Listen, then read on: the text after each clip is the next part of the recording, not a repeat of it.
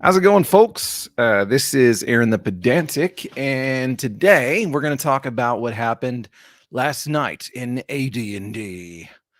So basically, Group A is still doing Hommlet. They'll probably be doing Hommlet for a little while because it's taking some time, and that's perfectly fine.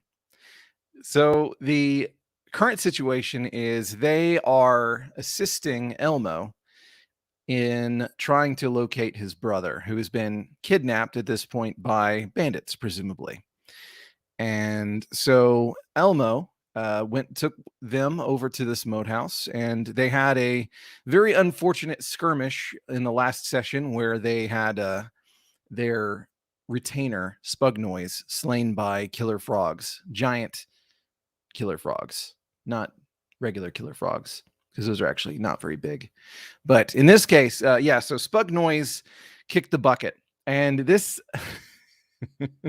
this really sadly was something that it didn't quite come out whenever we were actually playing in that session, because we ended with the combat, and we ended after the combat. And the thing is that it had been a while since it'd been probably about a month or two since I had run a game, just because I had a bit of a dry spell. I'm sure that we've all had those schedules where, things like where we've ended our current games and then we're starting up our new round of games and all that kind of stuff. It had been some time since I had run a game, and it was also the first time I'd run first edition. So still getting used to things. Well, in the process, I was rolling a bunch of dice and I had a lot of stuff land, and I had forgotten, after rolling the damage dice on Spugnoise twice, that he had taken way more than he could handle. So he was dead. But it was still in my brain. And I remember after ending the session saying, "Oh shit, I didn't tell them that he was dead." But I remembered to tell them whenever we started the session, because it's very important that they know, because this is a magic user. This was a magic user that went with them. He had a spell book. He's dead. And you know what? Spell books are really useful for other magic users. So there is the question of, what does Elmo think about these guys grabbing this spell book and taking use of it? And really, my thoughts are, he's probably okay with it given the circumstances. He may inquire as to what they plan to do with it later. We do have to ask ourselves, because Elmo, I guess I can't say this. I guess I can't say too much about him, but they do know that he is of a good nature. He is lawful. He does have a strong sense of moral code and all this kind of stuff. So we do have to ask ourselves, what is the common thing that you do whenever somebody perishes on some kind of escapade like this? What do you do with their belongings? Do you push them on to whoever their loved ones are? If you know who their loved ones are. So we are going to have to see that. What did happen though is Leah Frick was kind enough, whenever that happened, to give Spugnoise his last rites in the manner that a believer of, or not a believer, belief is really beyond the scope for Greyhawk, but a dutiful servant of Saint Cuthbert would receive.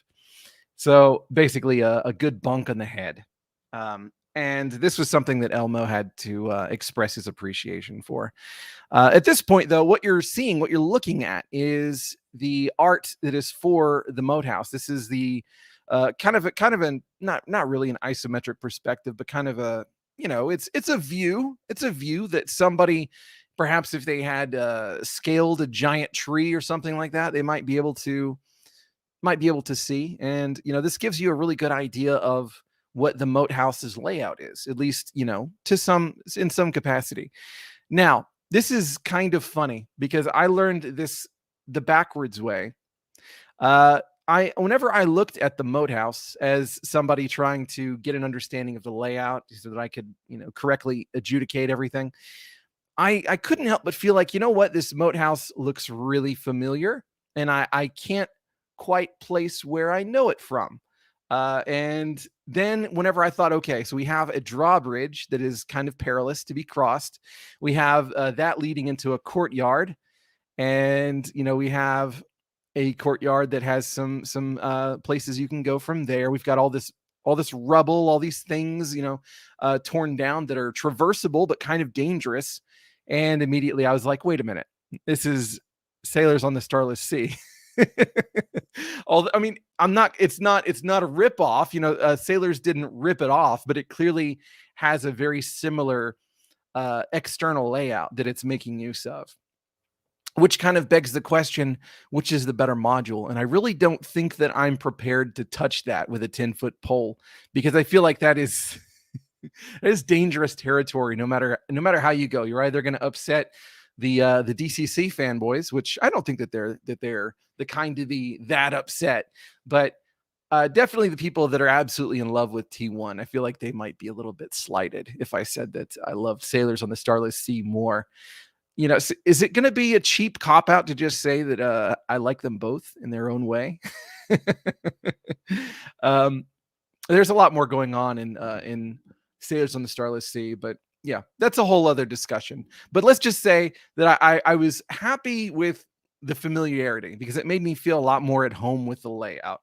So that was something appreciated. We do have a comment. Let's see what the comment says. The comment is spam. Yay. Okay. So Spug Noise is dead. They retrieve the spell book. There's the grand old question that was raised, and this is something that I think is that you can infer from the book, but I don't believe that it is entirely well, yeah, I mean, I would say that it is implied by the DMG that whenever you recover a spell book belonging to a spellcaster, that you can actually use the spell book in order to record those spells into your own spell book. Of course, you have to pass the percentage check to see if you couldn't learn that spell. So if you couldn't learn it, then I think that is a fair enough mechanism to have it where spells are not just this abundant commodity that everybody's getting. I mean, you're only allowed to learn so many of each level in your lifetime. So that is pretty significant, I would say. So that to me is enough that I can be like, yeah, if you take the time and you recover someone's spell book, and this is a spell that you can learn, you decide to actually learn it and record it into your own spell book, that's fine. That's going to work. So that was the rule that I went with on that. We'll see what you guys have to say about that. In any case, so the first thing that they did, they went ahead and encountered those frogs beforehand, and then they had the question of what are we going to do? Like, what is the best way to enter this place? And this is a group of very, very conscientious individuals. So they're thinking, well, these bandits, they already encountered some people before and they captured one of them. So they're going to be on the lookout for people trying to cross the bridge. So that's the most obvious entrance, cross the bridge, right? That's the thing that we feel like we should probably not do, because that's who does the obvious thing, right? So in that case, they were thinking about, well, can we cross the moat and then try and go up through these different things of rubble, and which would be the most safe or unsafe route? So then they started looking around and seeing, what would be the vantage points they could use to try and catch us off guard whenever we're trying to cross the moat. All this kind of stuff came up.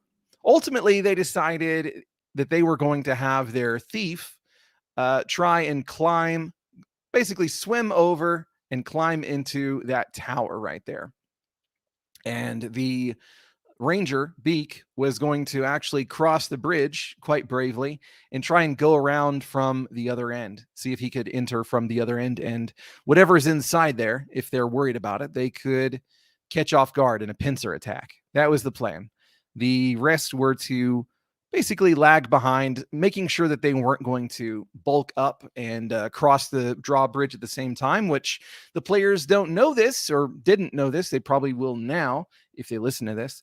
If they were to take any kinds of large animals, such as horses or anything like that, there's a chance built in that it's going to cave in and their their horses, their legs will get broken and stuff like that. It's unpleasant. It's not quite the perilous thing that it is in Sailors on the Starless Sea, where you've got this little thing to navigate through. But yeah, so that was wise on their part to be cautious about all that. But what ended up happening, Oswald, the thief, the halfling thief, he decided to go ahead and climb that way. He made his checks and he did a good old stealth roll. And you know what? He got in through the window just fine. And what he discovered was a giant spider. So there is a giant spider in that tower that was waiting for the next person to come in. And it's not only waiting, it has a 5 in 6 chance of surprise in that situation. So with Oswald being his sneaky ass self, he was able to avoid getting that almost certain death. I mean, surprise from that thing was going to be a serious chance of death in one hit. With a 5 in 6 chance of surprise, it could be several segments of attacks. And for those who don't know, the huge spider, pretty much just like any monster that does poison, unless it says otherwise, the poison is instant death. I actually had to look that up because I wasn't sure that was the case. I felt like they kind of scaled back on that stuff, perhaps from the stuff that was in basic, but no, it doesn't seem that that's the case. The giant spider was going to possibly kill, instantly. Well, I mean, and damage is probably going to do that anyway. Unfortunately, Oswald doesn't have a whole lot of HP, and that's something that we're going to find out pretty soon. But in any case, so he spots this thing, and he's being very sneaky. The thing doesn't know that he's there. And then we have the ranger who climbs up into one of the murder holes and looks in to try and see what he can find. In that case, the spider was not actually visible where he can actually see it until some time had passed. He actually waited there for a moment to see if he could see anything. After a while, he did spot the spider. And then with both he and Oswald, being aware of that thing being there, they had this moment where the ranger decided to kick the door in and go swinging. So, with that, we had a surprise check, and I had some increased chances. Normally, it's a 50% chance for the ranger to inflict surprise on the enemy. In this case, with the particular situation, I went with a 4 in 6. And wouldn't you know it, whenever he rolled the D6 for my side, he rolled a 4. So for those who don't know, surprise is absolutely fucking insane in first edition with how it handles in general, but it's even more insane whenever it comes to missile attacks. So if you have your missiles prepared, if you're ready to shoot and you have surprise, for each surprise segment, you get 3 times your rate of fire for that segment of surprise, which is insane. So 2 shots with a short bow becomes 6 shots. And you do this for enough surprise rounds, along with a little halfling, sneaking up behind and doing a great old backstab. And by God, you got a dead spider before you can really, count to 10. I don't know. Before you can do anything, dead spider. So they nailed the ever-loving shit out of that encounter, which was awesome. I love to see stuff like that pay off. Of course, their rolls were entirely in their favor. There was completely every possibility that we end up rolling a 6. He ends up rolling a 6, and the spider's not surprised. And, they're not surprised, obviously. In that case, there wouldn't be any reason for them to be surprised. But in that case, if it was just a complete, tit for tat fight, then there's a very good chance that spider gets to one of them before they're able to put it down.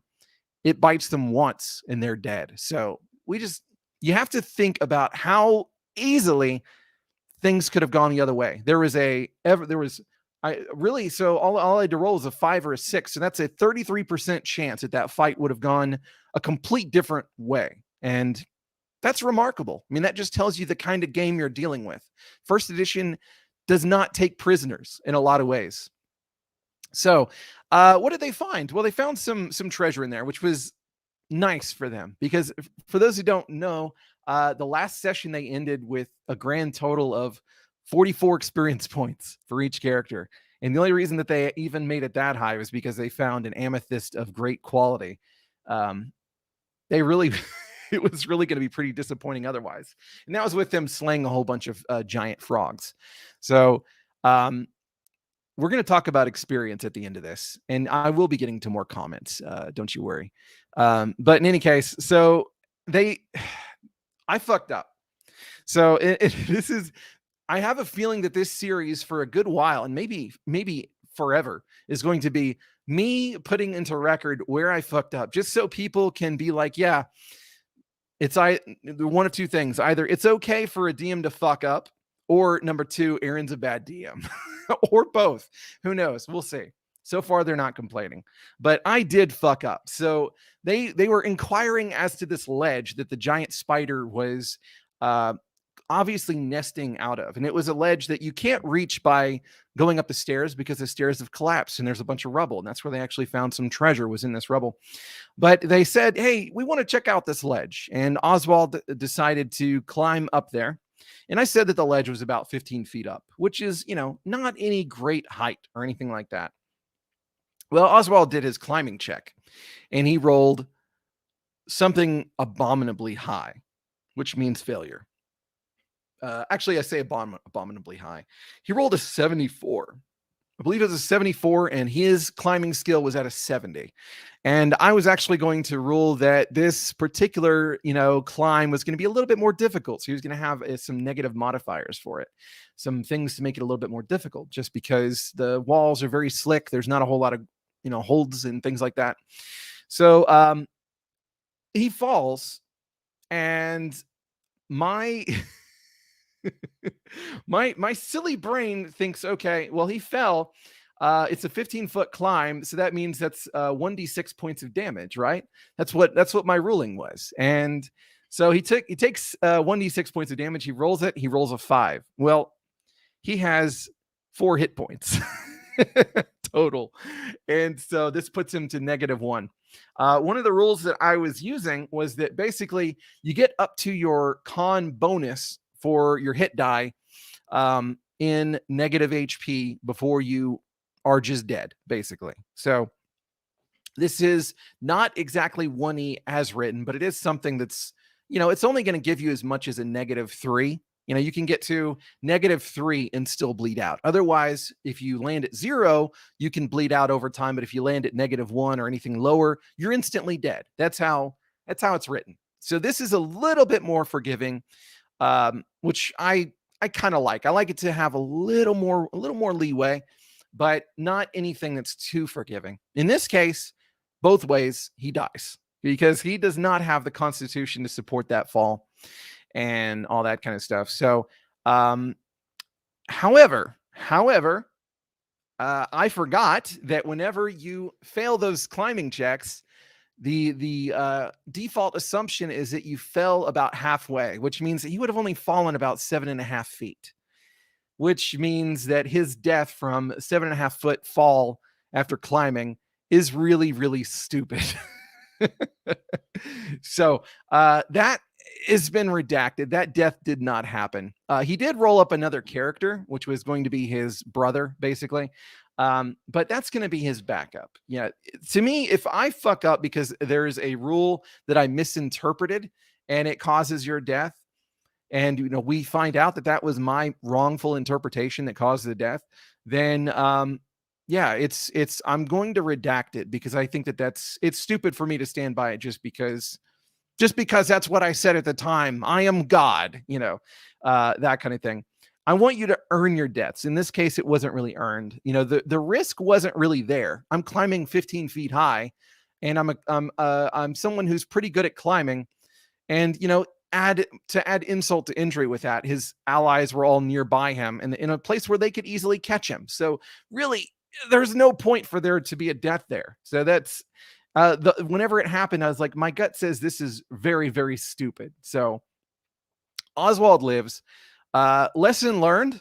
Whenever there is that kind of situation, I'm going to be like, okay, is this less than, is this less than 20 feet? If so, I'm really not going to worry about it that much. I'm not going to worry about that climb that much.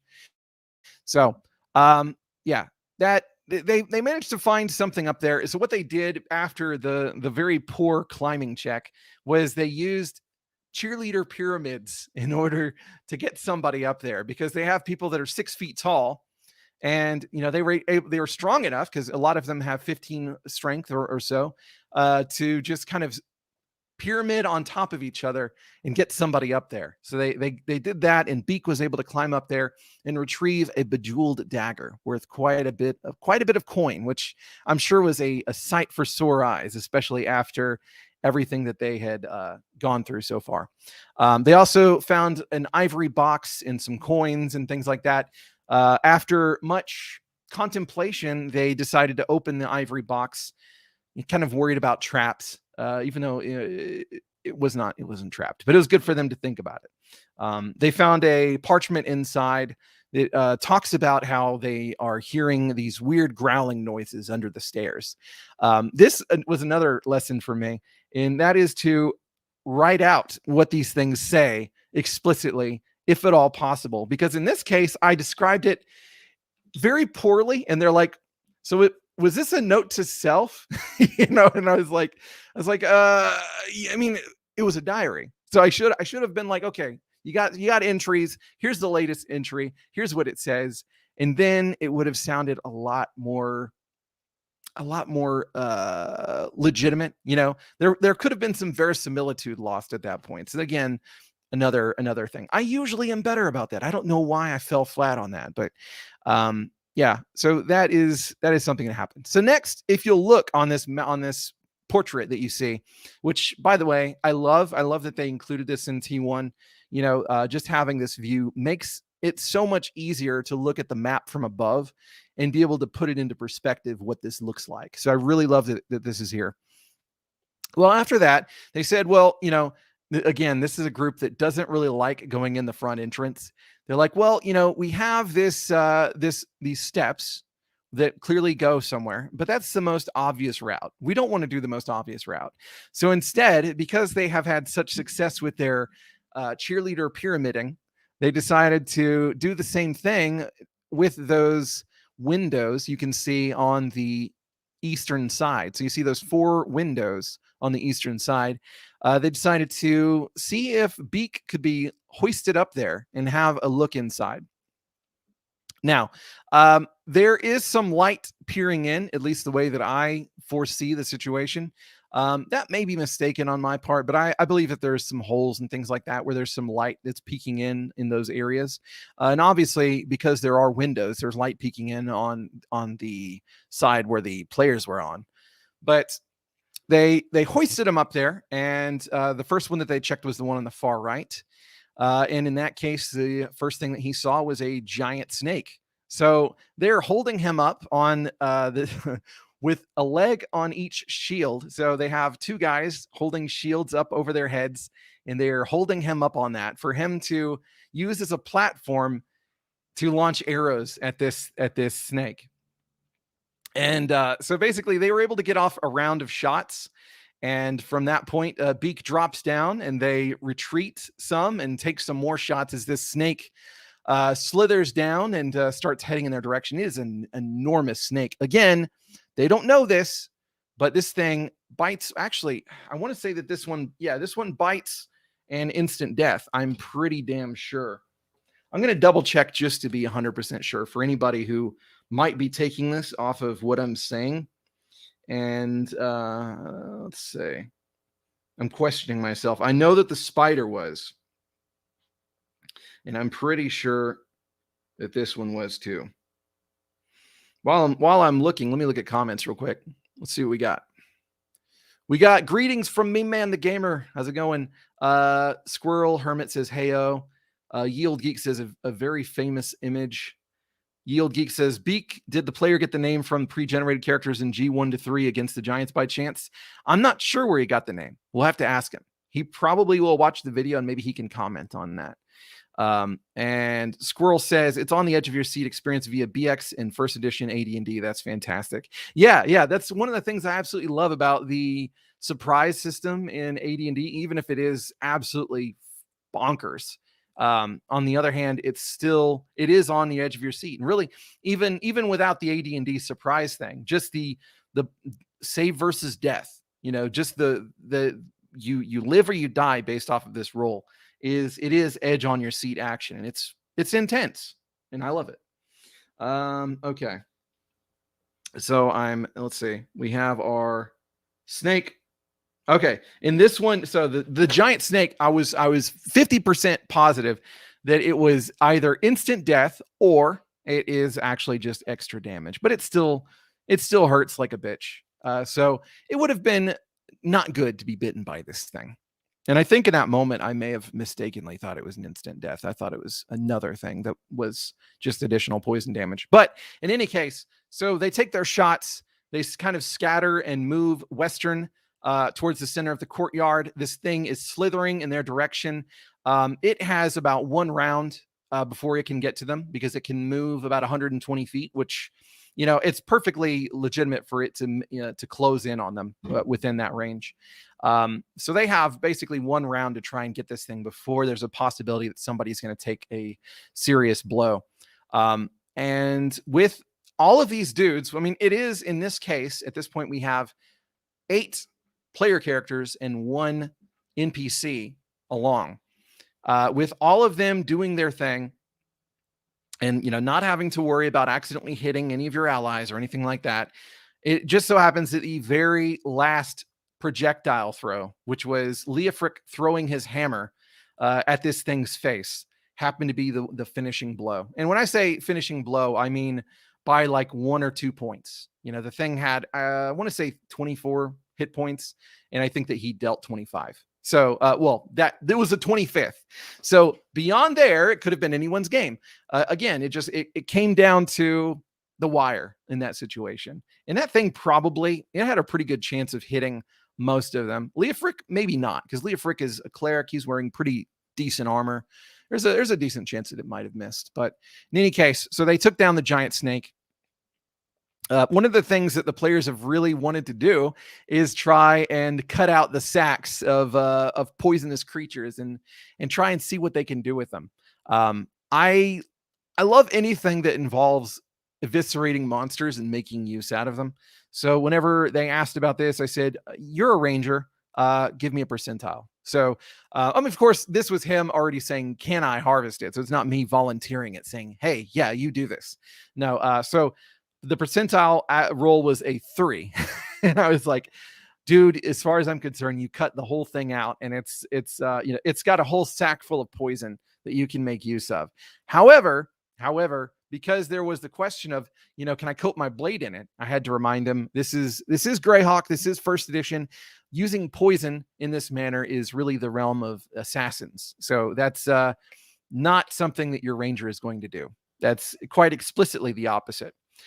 Even though me personally, if I weren't running Greyhawk, if I was running my own thing with my own assumptions, I would say poison can sometimes just be a smart way to kill things that are assholes. But in this case, no, poison bad. So what are they going to use it for? Probably for the creation of anti-venoms, something of that nature.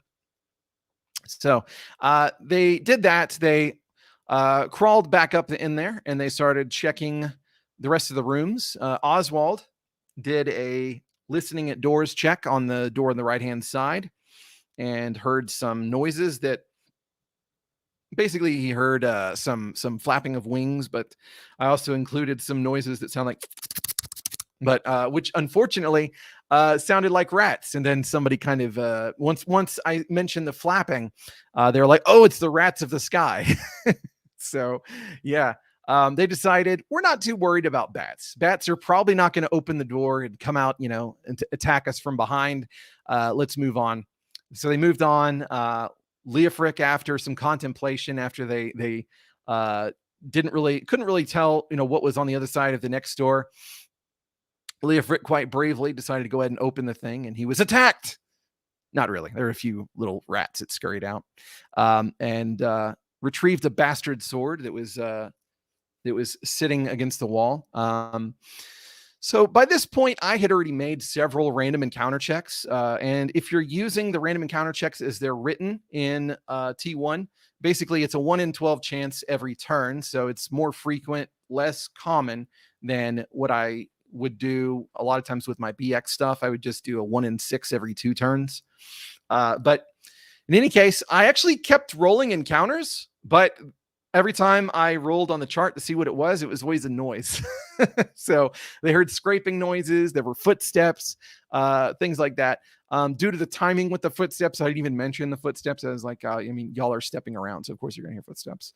I mean, yeah, I guess you could argue that I could have went ahead and mentioned it, but the inevitable oh god, we're gonna it's a whole thing anyway.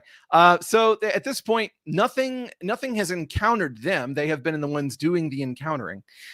So they continue on. They go into that room that is, if you look at where those stairs are, where the stairs, you've got those large doors, and that room in there is basically a grand reception hall. And there is a door on the northeastern side that they took note of that is in great shape. They also had the ranger do a tracking check, looking around on the ground, and he saw some tracks, some humanoid boots of various sizes that were primarily going either northeasternly towards that corner, where there is a room, on the other side of that door that's, like I said, obviously in good use. And then some other tracks that led to the northwest.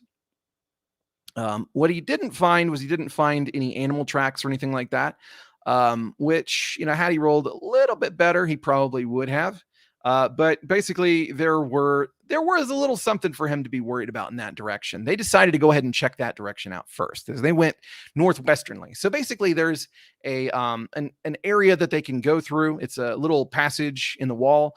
It's not in the wall, but it's an opening they can go through that leads to a storeroom. And if they weren't going to go that way, if they were going to go more west, there's a corridor, and perhaps they'll check that out later. They seem to be inclined to really check this place out for everything that it has, because why not? There's treasure to be had in their hills. So they decided to go ahead and check out that storeroom.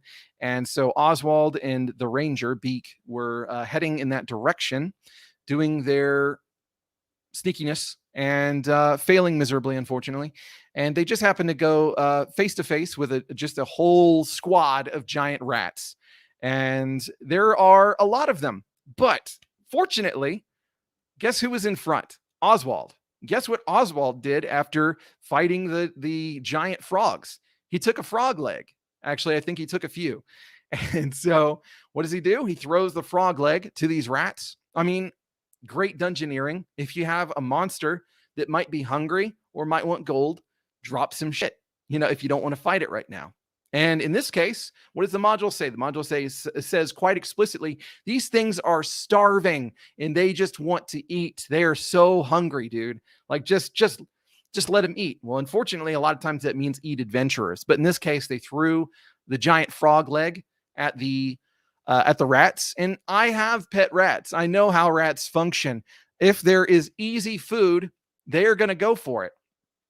And so that's what they did. They went for it. And so I kind of described how these rats were tearing at the flesh of this giant frog leg, and then kind of fighting amongst themselves, because that's also what rats do whenever they're fairly territorial with each other. They will have their pissing matches, and they definitely are going to fight over food if they are starving. So these things are preoccupied, giving the adventurers a decent amount of time to prepare some oil flasks of flaming fury, which they do. So they toss some flaming oil flasks in that direction, but at this point making quite a bit of noise. And it was at that moment that I had to think about what was going on. Well, I've been thinking about otherwise, but I had to think about explicitly, for sure, at this moment, what was going on in that room beyond that door to the northeast. So they're throwing their fire flasks and burning these things, which, by the way, this was my first time using the first edition missing rules. Whenever you miss with a thrown projectile like that, like a flask of lit oil, what exactly is going to be the, where's it going to land? And I have to say, I like it. So you roll a d6 and a d8. The d8 I could do without. I could much prefer to just do a d12. The d6 to determine how far in feet from 1 to 6 the thing goes out of the direction that you're shooting for, and then the d8 is to determine the direction. In that case, I don't see why I don't just use a d12 and then just go face of the clock, basically. To me, that makes a lot more sense, and I don't have to look at some chart that is kind of weird. So that's what I'm going to do from now on. But in any case, so they did that. They burned the ever-loving shit out of these rats. So they flambéed 13 rats. And as that was happening, I kind of asked what the dudes in the back were doing. Just, it's a dangerous thing to ask, because sometimes that sounds like an invitation for them to think that something may be going on behind them. And, there's really no other way of doing that. But in any case, I knew that he was hanging back, and we are using Owlbear Rodeo, and he happened to have, Grumbar, played by Robbie, happened to have his character off conveniently close to the area where this door was. And so I had to ask, what is your character doing? And he says, well, I'm looking, keeping an eye out on that door, as well as, kind of the southern corridor area. And so I was like, okay, well, I know what's going on here. They're making a lot of noise, and the guys that are holed up in that room in the northeastern door are going to want to check and see what's going on here. So they are going to be peeking out through that door. And because he said he's either checking one or the other, one way or the other, there's a 50% chance that he's going to be looking right at them whenever they open this door. So I had him roll a 1d2 because we're using Avray and we can do shit like that. And he rolled a 1. And to me, a 1 is yes, 2 is no. Or you could look at it as 1 is good, 2 is bad. It just kind of depends on how you phrase it. In this case, I had phrased, 1 is the good thing. 1 is a yes, you're looking in that direction. And wouldn't you know it, he rolled a 1. So he sees this kind of grimy looking bandit fellow peek his head out the door, and they lock eyes for a moment. And Grumbar says, "We got company, fellas." And next thing you know, the door slams. You hear them barring it. And Grumbar and Dane charge toward the door, doing their open doors, trying to bust that shit open. Dane happened to roll a 1 on his D6. So just splintered the damn thing. And we ended the session with the smell of cooked rat in the morning, which I guess actually right now it's probably afternoon in the game.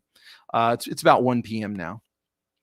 And then we also have these two men, the paladin Dane and the fighter.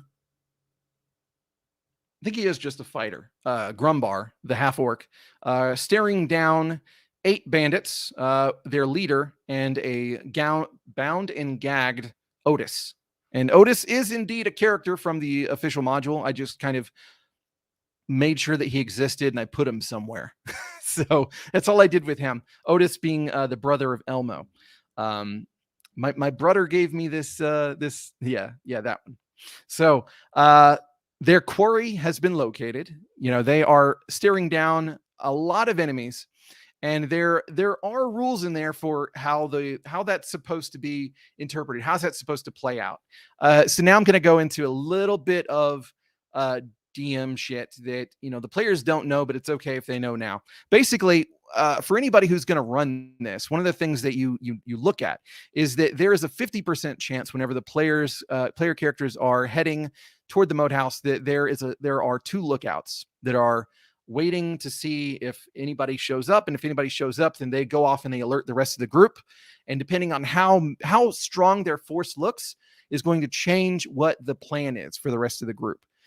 In this case, they are kind of on even footing, which if you're bandits is not a good thing. It's not so overwhelming odds that I think the bandits would just leave necessarily. Especially in this case, because they have a hostage.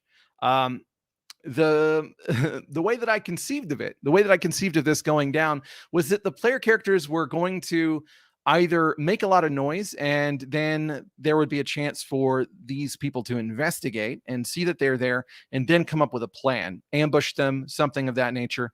In this case, they were caught. They were caught figuring it out. So they didn't really have the opportunity to plan like they would. They do have, some stuff in mind, but there are some different things that they might do. I can't give away too much now, but I will just say that there is just a random percentage chance to determine if the players are discovered before they even see that the bandits are there. And that completely changes how this whole interaction plays out. And I like that. I like that there's, a 50% chance that my group is going to have a very different way of this playing out than your group.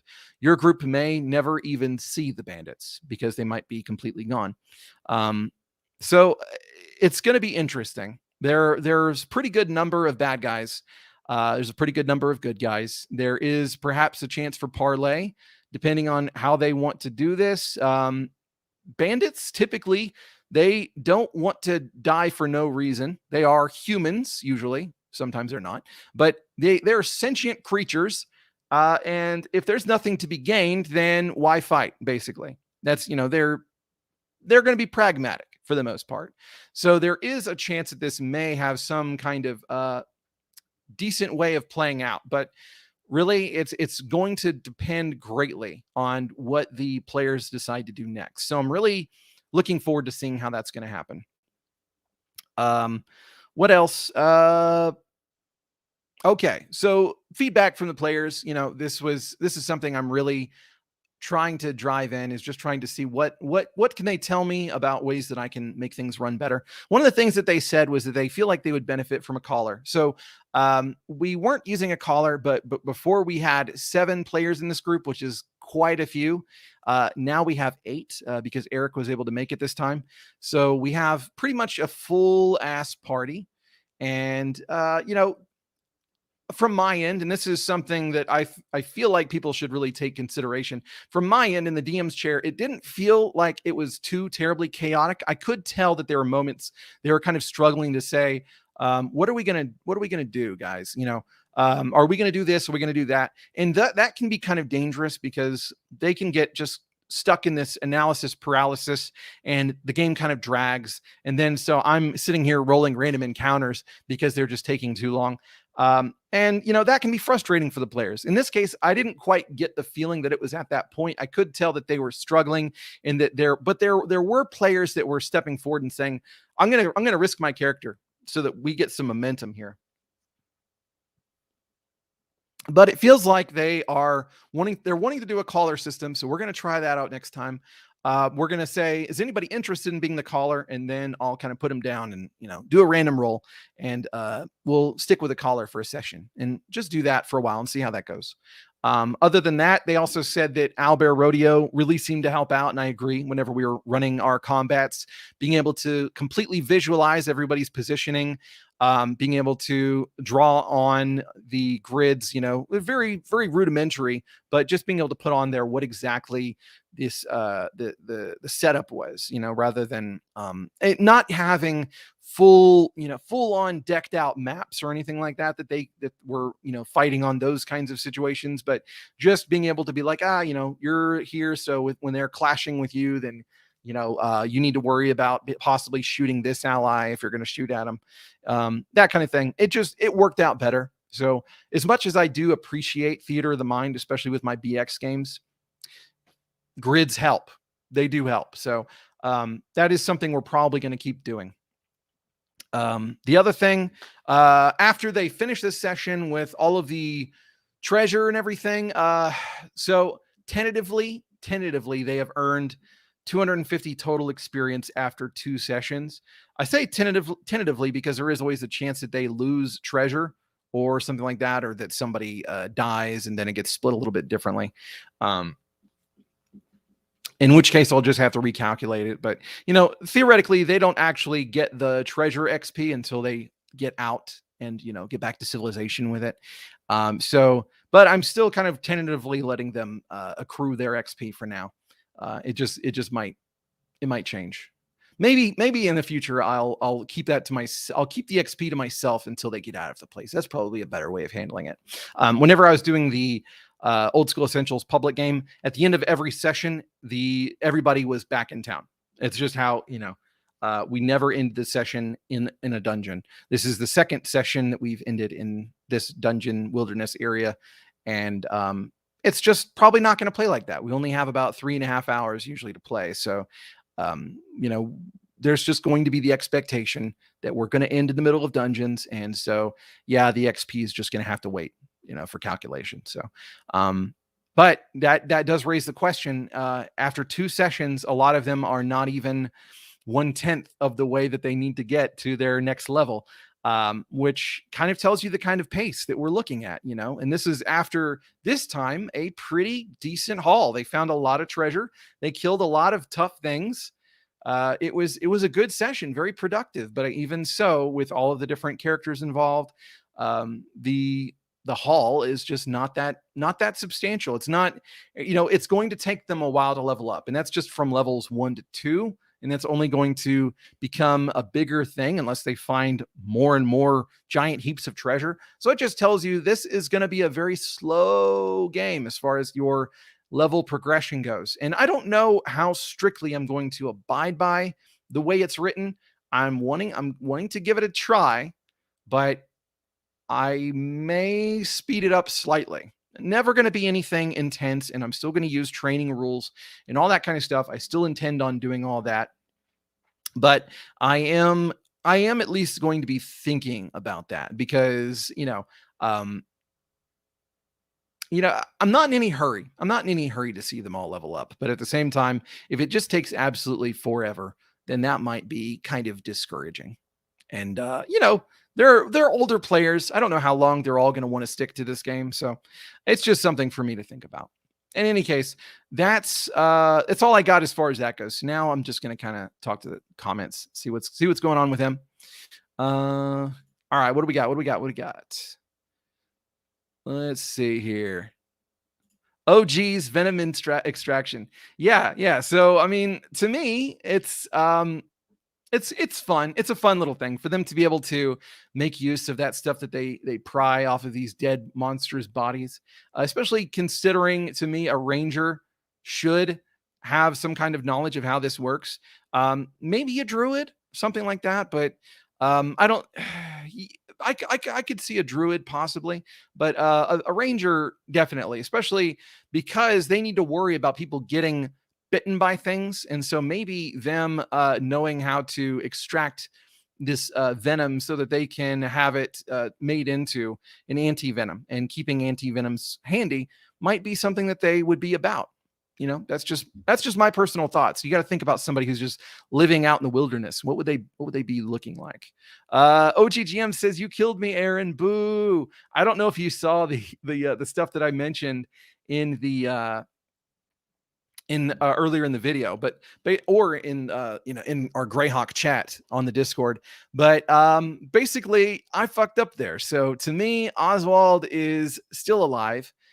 Maybe took 1d3 points of damage. I have a d3 right here. Hold on, is this it? That's not my d3. Here's my d3. See, I have a d3 DCC style. 2 points. You took 2 points of damage. Okay. Cheese it, giant rats. Yeah. And then ironically, we have the man, the myth, the legend, who is always interested in cheese. Let's see. Scroll Hermit says, yes, character death in the least early on, first and second level happens as it should. Biggest Geeka says, howdy, how's it going, man? Good to see you. Reiko says, much more XP this time too. Yeah, 5 times as much. But I mean, to be fair, the first session was primarily information gathering and then us fumbling through a combat because I was screwing around with the rules. Let's see. Yes, keep XP until the party makes it to a safe haven. Now it will only take 22 games to hit level 2. Yeah, it's looking like it's going to take quite a long time to level up. And that's not a bad thing. It's not a bad thing, but I don't know how I'm going to feel about that, Biggest Geek says character death, I approve. Yeah. Um, I approve of character death absolutely, as long as they earned it. In this case, I feel like Oswald was really just my brain in stupid mode currently at that moment. You know, not taking in consideration, yeah, you fall halfway. That's only 7.5 feet. Why would you die from falling 7.5 feet whenever you've got people under you that can catch you? It's really, kind of silly. Safe haven XP is a good idea. Yeah. So that is pretty much, I think, how we're gonna play it. I've racked up, I've got tallied up how much they've earned so far, so that way, once they get out of there, it's like, okay, you all got this much. These are the people that made it out alive. Here's what you got. So that should be a lot better. Uh, Body parts for fun and profit. Yes, yes. I mean, to me, it doesn't make much sense. I mean, I like. I don't know how y'all feel about The Witcher, but I like The Witcher. I enjoyed the video games. I never read the books. I probably should read the books sometime. I've heard they're really good. And the show, I liked what I saw. I haven't seen all of the first season yet, and now they have second season out. But I like the idea that you have people that use monster organs and things like that in order to make things, and just to use them in general. I mean, just as food. Yeah, if you have giant frogs, I mean, why wouldn't you eat them? As assuming that they're not born of some kind of chaotic, stuff that's going to infect your body or something like that. Yeah, there's some stuff that you wouldn't eat depending on what their diet was, perhaps. But I mean, would I eat a lion? Maybe. I probably wouldn't eat a scavenger bird or something like that. So I don't know. I'm not a survivalist. I probably should look into that stuff more. But in any case, to me, and there's a lot of, if we're using this or anything like it in the old modules, there's a lot of fucking bad guys that have stuff in their guts, so rewarding the players for cutting shit open, it's not a bad thing. There's a lot of situations where they're going to find very useful items in something's gut because they swallowed somebody else. So Cal says, good, there's a body count. I mean, so Spug Noise bit the dust. Oswald, that was my goof. There will be a body count. I would be incredibly surprised if the next session did not have at least one player character death, because as of right now, it's 9 versus 9. So, one bad guy to one good guy in all this situation. Now, I will take that back. Let me take that back for a second, because knowing what the players' resources are, and at this point, I'm going to ask the players to shut off their brains for a moment, because I don't want to give them ideas, false sense of hope or anything. I don't want to poison their mind as to how things should go or anything like that. So, but so far, the magic users have not cast any of their spells, and that means, I mean, I don't even remember exactly what they have memorized. So I do know that somebody has a light spell. One of the clerics has a light spell, so they can blind somebody. There was a question as to whether or not you could do that, but it's in the DMG. Plain as day. If you cast light upon somebody's eyes, assuming that they use those to see, then -4. On all those things, they are more vulnerable. So it's a good thing. It's useful in that way. So yeah, it just says that it's not mobile, so it won't move with them, or that kind of thing. It will blind them, but it won't move with them necessarily, unless you cast it upon them. I don't know. Yeah, the way I see it, I mean, if you cast it upon them, it's going to be in their eyes. I don't know. That's a question. I'm going to say that for my purposes, if you cast light in their eyes, it's gonna stick with them. It's not like the light is just gonna stay in that spot. You don't cast it on a spot, you cast it on a thing. And so because of that, if the thing moves, then the light moves with it. I think that might have been Gygax trying to say, guys, stop blinding my bad guys. At least blinding them where I can no longer, where I'm stuck with this penalty for the rest of the fight. Maybe that's what that is. I don't, to me, it makes sense that there's a logic behind what it does. And yeah. Well, I mean, I guess the alternative is that the logic of the spell is that you cast it on a like an XYZ, like a particular spot in the air or on the ground or whatever, and it doesn't move, no matter what moves through it or anything like that. That's just a concentration of light. Okay, I feel like that is probably the better thing anyway. I just always liked the idea that you could cast light on one of your possessions and then take it out and use it as a flashlight, basically. Like cast light on the inside of your scroll tube and then open it whenever you want to, be able to do that, and then close it whenever you're wanting to be in the darkness again. You got to pick one. It's got to make sense. So. Biggest Geeka says venom extraction is cool, may need a penalty due to how specialized a skill it is. Yeah, for me, I was thinking it was going to be something that basically, if there's a high chance of failure, or at least very marginal success, and that if you roll exceptionally high because you want to roll low, then there's a chance that you may poison yourself, you may envenomate yourself, depending on how volatile it is.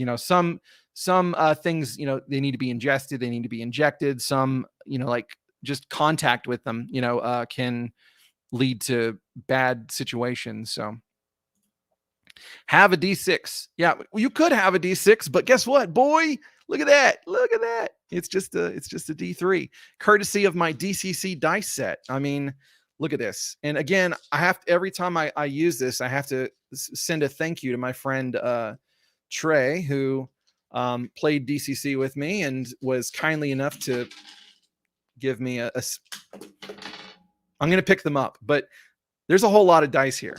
There have to be, because it's a big set and there's multiples. But yeah, so DCC dice are awesome. Just the fact that I can be like, oh, there's 7 of y'all, I'm going to pull out my D7 and then I'm just going to, okay, it was number 5. That kind of thing. Or what is this one? Is this another D3? It's just a different style of D3. It's pretty neat. Anyway, I know some people that are platonic solid enthusiasts, and they absolutely hate that kind of stuff. But we burned his corpse. Y'all didn't burn his corpse, did you? Well, my thoughts are with that kind of fuck up where I just legitimately fucked up in what would have happened. It's okay to just to retroactively change it, especially with that particular situation, because basically being like, actually that didn't happen.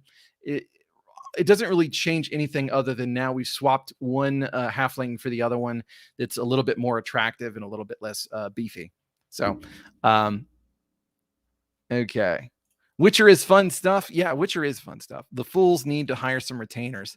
Well, here's the thing about that. They absolutely can. That was something that is like AD&D's retainer rules for hiring retainers are not very friendly. They are, generally speaking, you're going to spend a good deal of money. You're going to spend a good deal of time finding people. And you're going to need to give them a nice sweet pot, and you're going to have to probably get them the promise of a stable job. The longer the terms that we're talking about, the happier they're probably going to be. And all kinds of stuff. Getting your henchmen is a pretty significant sink, and they don't have a whole lot of gold to spare. It's not like Group B where I gave them a bonus because they have an employer that's footing the bill. In this case, they are entirely on their own devices, and a lot of them spent every penny they had just getting a modicum of decent equipment to use. So that said, without being perhaps too much spoilery, at least in Spugnoise's situation, he was willing to go with them without any promise of anything except for, if I find a scroll, it's mine. Basically, that's the only promise there. Even then, Dane was kind of like, I can't promise it'll be yours, but we'll at least think about it. To which case I had to refer back to what Spugnoise's perspective was. And it's okay for me to share this now because Spugnoise is dead. God rest him. But Basically, with him, it said that he will go with them as long as they promise all of the magical spoils, specifically scrolls. That's all he wants. But if they refuse to allow this, then he will basically follow them from behind and try and lurk, basically. And so I was like, if he's going to do this anyway, and then there's a potential that they're going to give this stuff to him, then it's easier for him to just go with them. So why wouldn't he just go with them? And so in that case, I made a roll using an adjustment based on their charisma bonus, which, because it's a paladin, he's got an insane charisma. And I think it added like I don't know, like 30% or something on his roll. It's high. But in any case, yeah, he rolled at least neutrally, so he's like, okay, I'll go along with this. Was he the kind of person, I have to speak in past tense now, was he the kind of person to betray the party and like cast sleep on them and try and take his spoils and run away? No, that's not really the way that I had him figured. But at the same time, he probably would try to bargain with them, exert some kind of authority. I did, mention that there was a sage that he was working for, which, by the way, he's probably now going to be looking for a new assistant. So what else we got? The parties are plenty large and need thinning. That's true. They are good sized parties. And, low-level characters are kind of there to die for the most part. That's kind of what they do, unfortunately. So that means that, yeah, I mean, the henchmen are nice and everything, but the henchmen are really there to help preserve your higher-level characters, at least the way that I see it, or at least your characters that have gotten some gold and have some money to spend on henchmen. So they may find some more henchmen whenever they return back to town. In this case, I think that they were in a little bit more of a hurry because, they wanted to try and recover Otis before it was too late.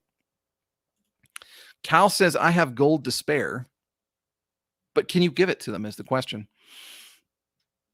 Squirrel says, retainers can end up backup/secondary characters when a lead character dies. That is absolutely something that I would like to have play out.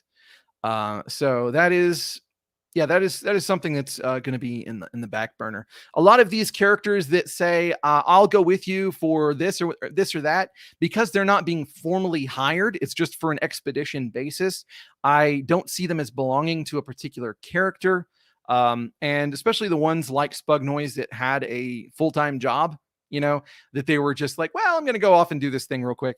In that case, I didn't feel like it would be appropriate for somebody to take him over if their character was to kick the bucket. However, whenever they are going back to town, if they decide to try and find more henchmen, then especially the ones that don't already have some kind of motive or something like that already, something else going on. If it's just like a generic henchman that I rolled up, then in those cases, once they hire them, absolutely, that is their henchman. So that henchman banks XP, they level up, all that kind of shit. And whenever their main character dies, they take over their henchman. So that is what we're going to be looking at for the future.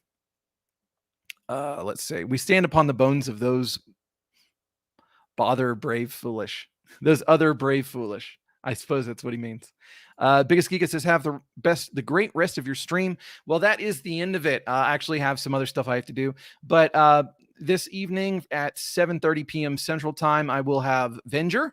I will have Brian of Death Trap Games and possibly my wife, and we're going to be talking about, it's going to be Gonzo up your ass. We're going to be talking about Rick and Morty and how to incorporate great ideas from Rick and Morty into your Gonzo games. And there are some really fun ones that I'm mad that I didn't think of myself and do before Rick and Morty did it, because then it would have been awesome, but that's okay. We can use those inspirations for our own things, but that's what we're going to be doing tonight. It'll be from 7:30 to 8:30 Central Time. So we'll see y'all then. Thank y'all for tuning in and hanging out, and y'all take it easy. Next time we'll be doing Group B. They are about to enter the quarry in Dark Shelf. How they're going to enter it, I'm not sure. And we have actually some behind the scenes covert, not covert, but we have some characters that are doing some downtime stuff trying to obtain more information and make better decisions. So thanks, buddy. Anyway, y'all take it easy. Peace out.